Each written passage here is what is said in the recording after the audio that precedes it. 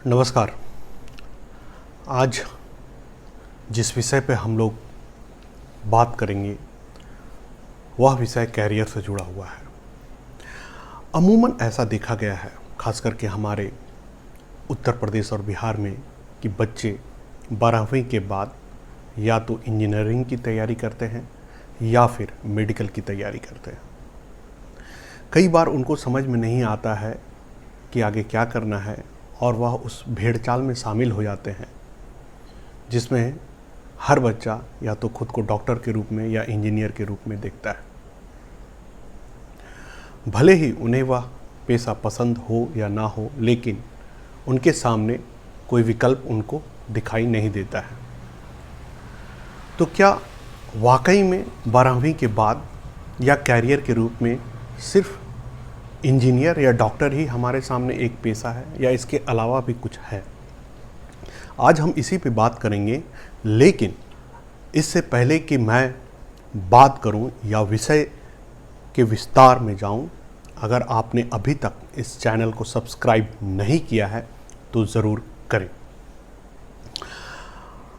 मैं भी जब पटना में पढ़ाई कर रहा था और जब मैंने 12th पास किया तो मेरे सामने भी वही विकल्प थे, या तो मैथ्स लेकर इंजीनियर बनूं या बायोलॉजी लेकर doctor बनूं।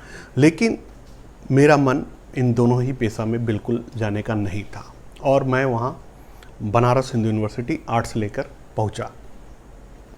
Banaras Hindu university arts लेने के बाद जब मैं वहाँ पे गया तो मैंने पाया कि वहाँ फॉरेन लैंग्वेज का भी एक डिपार्टमेंट है, यानी विदेशी भाषाओं से जुड़ा हुआ एक विभाग है जिसमें बच्चों को कई विदेशी भाषाएं पढ़ाए जाते हैं, जिसमें चाइनीज़ भी है, फ्रेंच भी है और भी कई भाषाएं।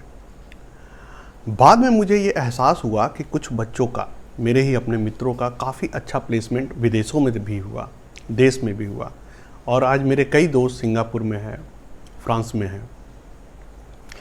तो विदेशी भाषाओं का जो क्रेज है वह कम नहीं है। आप जेएनयू जाएंगे, जेएनयू में विदेशी भाषाओं से संबंधित कई सारे पढ़ाई जाते हैं, कई सारे विदेशी भाषाओं को बताया जाता है। उस समय मुझे लगा कि मुझे तो लग रहा था कि इंजीनियर और डॉक्टर के अलावा कोई पेशा नहीं है, या आगे जाकर फिर आईएएस के अलावा कोई पेशा नहीं है, और मैं बनारस हिंदू यूनिवर्सिटी इसलिए ही गया था। लेकिन मुझे लगा कि इसके अलावा भी कई ऐसे लाइन है या कई ऐसे विषय हैं जिसको पढ़ने के बाद न सिर्फ छात्र का बहुत अच्छा प्लेसमेंट होता है, बल्कि वह अच्छा खासा कमाई भी करता है। नौकरी की उसके सामने कोई अनिश्चितता नहीं रहती है। उसके बाद मेरा ये भ्रम और टूटा। एक तो विदेशी भाषा का, मैं अपनी पर्सनल लाइफ, इसके अलावा भी बहुत सारे हो सकते हैं, मैं आपको आगे बताऊंगा कि कैसे आपको एक्सप्लोर करना है। उसके बाद जब मैं एमए में गया, वह भी सेंट्रल यूनिवर्सिटी ही था, महाराष्ट्र का महात्मा गांधी अंतर्राष्ट्रीय हिंदी विश्वविद्यालय। तो वहाँ पर एक विभाग ऐसा है लैंग्वेज टेक्नोलॉजी का। इस विभाग के बारे में मैंने कभी नहीं सुना था। लैंग्वेज सुना था, लेकिन टेक्नोलॉजी जब ऐड हो गया तो ये नया मेरे लिए अनुभव था। और वहाँ के बच्चे पढ़ाई करने के बाद या डिग्री लेने के बाद काफ़ी अच्छे प्लेस्ड हुए। तो बिहार से होने के बाद जो मेरे सामने लगता था कि सिर्फ इंजीनियर और डॉक्टर ही अच्छा कर सकते हैं, या समाज में उन्हीं का रुतबा है, बोलबाला है, या वही अच्छी नौकरी या हाई पैकेज जा सकते हैं, ये मेरा टूटा, पूरी तरह से टूटा। तो आप छात्रों को भी मैं ये बताना चाहता हूँ, या आम जो दर्शक हैं या जो भी लोग देख रहे हैं, सुन रहे हैं, उनको मैं बताना चाहता हूँ, कई सारे ऐसे पेशा हैं। हो सकता है कि बच्चा को इंजीनियर या डॉक्टर या आईएएस बनने की बिल्कुल रुचि ना हो, लेकिन हमारे उत्तर प्रदेश और बिहार में ज़्यादातर जो अभिभावक भी हैं या छात्र भी हैं, उनको इन तीनों के अलावा कुछ नहीं दिखता। शुरुआती दौर में आप इंजीनियर डॉक्टर बन जाएं, और बाद में अगर आप चाहें तो आईएएस बन जाए, बीपीएससी निकालें, यूपीएससी निकालें, या यूपीपीएससी निकालें। तो ये भ्रम जो है कि इसके अलावा और कुछ नहीं है, इसको तोड़ना होगा। और तोड़ना मतलब ये नहीं कि बस खारिज कर देना है। इसके विकल्प के तौर पर आप जब तक दूसरा चीज़ नहीं जानेंगे, एक्सप्लोर नहीं करेंगे, आपको पता ही नहीं चलेगा कि इसके अलावा भी कुछ कैरियर है। अब इसको एक्सप्लोर करने का तरीका क्या है? हम कैसे पता करें कि कोई और भी कैरियर है या कोई और भी विकल्प है विषय के तौर पर? इसका सबसे आसान तरीका है कि आप अपने सीनियरों से या जो लोग दूसरे करियर में उनसे पूछें कि वह करियर कैसा है। हो सकता है आपके संपर्क में कुछ लोग ऐसे हों जो कुछ दूसरे करियर लेकर अच्छा कर रहे हो, उनसे जानने की कोशिश करें और उनसे यह भी जानने की कोशिश करें कि वह आज अच्छा कर रहे हैं तो उन्होंने किस विषय की चुनाव किया था या किस विषय से उन्होंने पढ़ाई किया था। तो एक यह तरीका है जो कि सबसे सिंपल, साधारण है और समाज में कई लोग हैं जिनसे सीखा जा सकता है। दूसरा तरीका मैं आपको बताऊं वह यह है जो कि काफ़ी कारगर है और आप खुद कर सकते हैं। जब आप 12वीं कर लेते हैं या आप कॉलेज जाना चाहते हैं तो किसी भी, चाहे तो केंद्रीय विश्वविद्यालय, चाहे तो निजी विश्वविद्यालय यानी प्राइवेट संस्था या तो केंद्रीय संस्था, आप किसी के भी साइट पे जाएंगे, वेबसाइट पे जाएंगे, वहाँ पे विषय पर आप जब कोर्सेस पे जब क्लिक करेंगे तो वहाँ पे कई सारे कोर्स आपको दिखेंगे।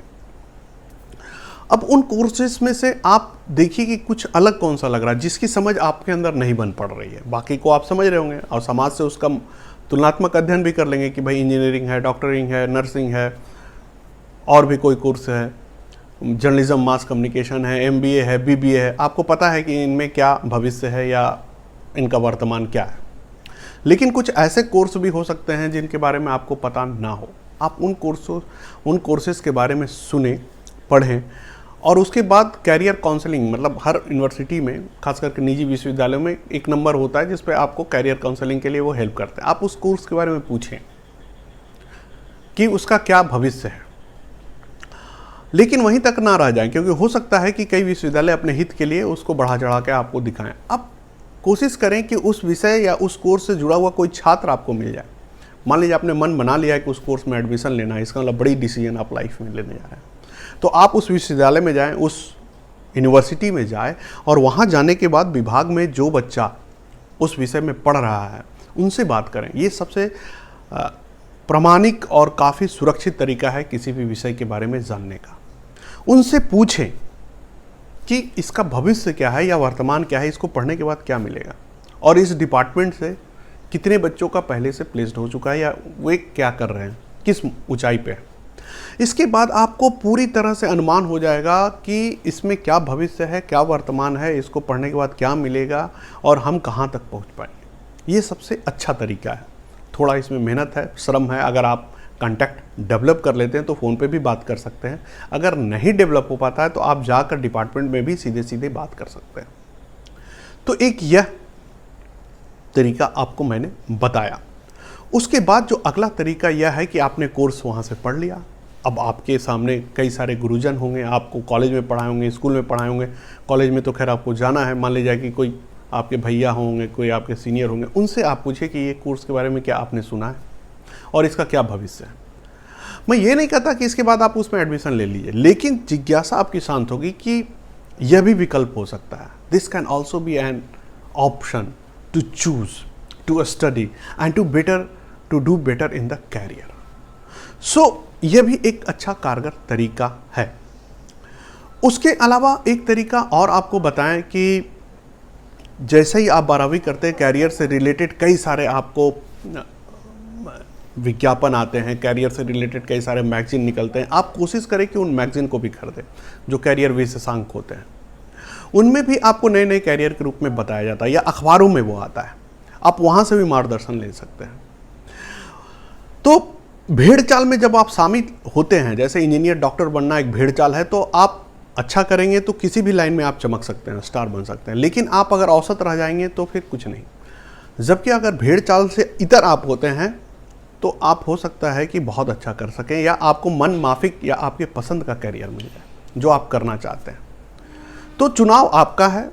मैं फिर कहता हूँ, सोच समझ कर लेना चाहिए, पसंद के अनुसार लेना चाहिए और उस विषय को चुनाव करना चाहिए जिसमें लगे कि मैं इसमें कुछ कर सकता हूँ या आगे आने वाला भविष्य जो मेरा है इस विषय के रास्ते तय हो सकता है।